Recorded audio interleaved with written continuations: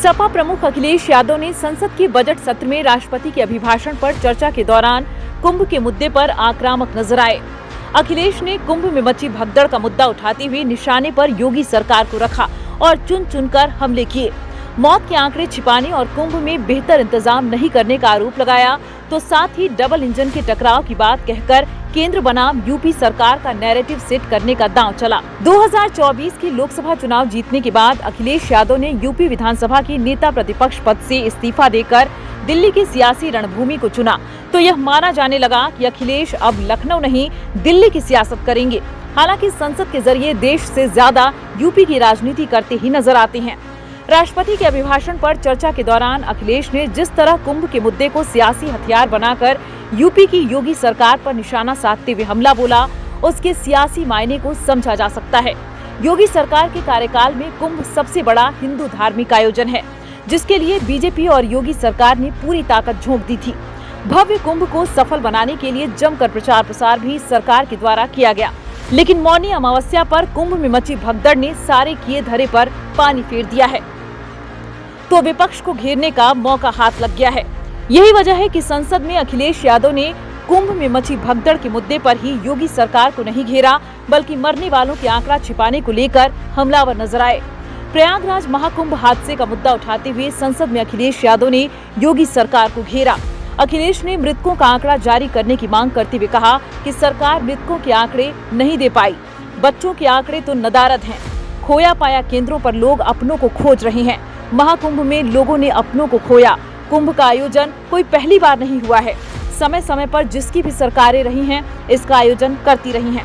अखिलेश ने कहा कि महाकुंभ का इतना प्रचार किया गया, लेकिन तैयारी और इंतजाम वैसे नहीं किए गए। कहा गया कि 144 साल बाद ये कुंभ आया है। कहा गया कि 100 करोड़ लोगों की व्यवस्था है।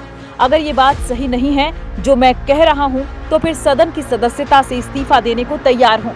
अखिलेश ने कहा कि महिलाओं के कपड़े, लोगों की चप्पलें जो वहां पड़ी थीं, उन्हें जेसीबी से उठाकर ट्रैक्टर की ट्रॉलियों से हटाया गया। सरकार बताए कि शव कहां फेंके गए। योगी सरकार पर निशाना साधते हुए अखिलेश ने कहा कि डिजिटल कुंभ कराने वाले मृतकों के आंकड़े तक नहीं दे पा रहे। लाशें कहां फेंकी गई बताया जाना चाहिए। मुख्यमंत्री ने मृतकों को श्रद्धांजलि तक नहीं दी। वे घटना को छिपाने में लगे हैं। कुंभ लोग पुण्य कमाने आए थे, लेकिन वो अपनों के शव लेकर गए। इस तरह अखिलेश यादव ने संसद में कुंभ के बहाने योगी सरकार पर निशाना साधा। उससे साफ जाहिर है कि उसके जरिए यूपी के सियासी समीकरण साधने की स्ट्रेटजी है। अखिलेश यादव ने कहा कि महाकुंभ में हादसे के दिन शाही स्नान वक्त पर नहीं हो पाया। शाही स्नान का एक मुहूर्त होता है। ये सनातन परंपरा रही है। यह परंपरा उस दिन टूटी है।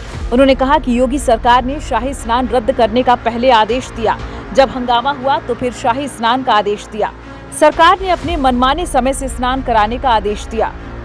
इस तरह अखिलेश यादव ने यह बताने की कोशिश की है कि योगी सरकार ने सनातन परंपरा को तोड़ने का काम किया है। बीजेपी और योगी सरकार के हिंदुत्व वाले एजेंडे पर ही अखिलेश यादव ने सवाल खड़े किए हैं, क्योंकि योगी सरकार खुद को सनातन हितों की परंपरा को सर्वोपरि रखने का दावा करती रही है। कुंभ हादसे के बहाने अखिलेश यादव ने जिस तरह सनातन परंपरा को तोड़ने का आरोप योगी की सरकार पर लगाया है, उसके जरिए यह बताने की कोशिश कर रहे हैं कि बीजेपी सरकार सनातन परंपरा की बात करती है, लेकिन उसकी सुरक्षा नहीं कर पा रही है। बीजेपी डबल इंजन की सरकार की बात करती है, जिसके जरिए केंद्र और राज्य दोनों ही जगह बीजेपी की सरकार। केंद्र में 2014 तो यूपी में 2017 से बीजेपी की सरकार है। देश के प्रधानमंत्री मोदी हैं तो यूपी के सीएम योगी हैं। मोदी योगी की सियासी जोड़ी पर हमला बोलते हुए अखिलेश ने डबल इंजन की सरकार पर तंज कसा। उन्होंने दावा किया कि सरकार के डबल इंजन आपस में टकरा रहे हैं। उन्होंने कहा कि कहीं ऐसा तो नहीं कि सरकार के डबल इंजन आपस में टकरा रही हों। अब तो खबरें हम ऐसा पढ़ते हैं कि न सिर्फ टकरा रही हैं, बल्कि डब्बे भी टकराने लगे हैं। सुना है क्योंकि दिल्ली में चुनाव है। अखिलेश दिल्ली बनाम लखनऊ का नैरेटिव सेट करते नजर आए। इसके जरिए यह संदेश देने की कोशिश की कि यूपी की योगी सरकार और केंद्र की मोदी सरकार के बीच सब कुछ ठीक नहीं चल रहा है। केंद्र सरकार और यूपी सरकार के बीच 36 के आंकड़े हैं और सियासी टकराव जारी है। इस बहाने यह बताने की कोशिश कर रहे हैं कि एक की पार्टी के केंद्र और राज्य में सरकार होने के बाद भी बेहतर तालमेल के साथ वो काम नहीं कर पा रहे हैं। अखिलेश यादव ने कहा कि आप नया इंफ्रास्ट्रक्चर बनाने की बात करती हैं। 2022 के चुनाव से पहले बुंदेलखंड एक्सप्रेसवे बना था। पीएम मोदी ने उद्घाटन किया, पानी बरस गया और एक्सप्रेसवे बह गया।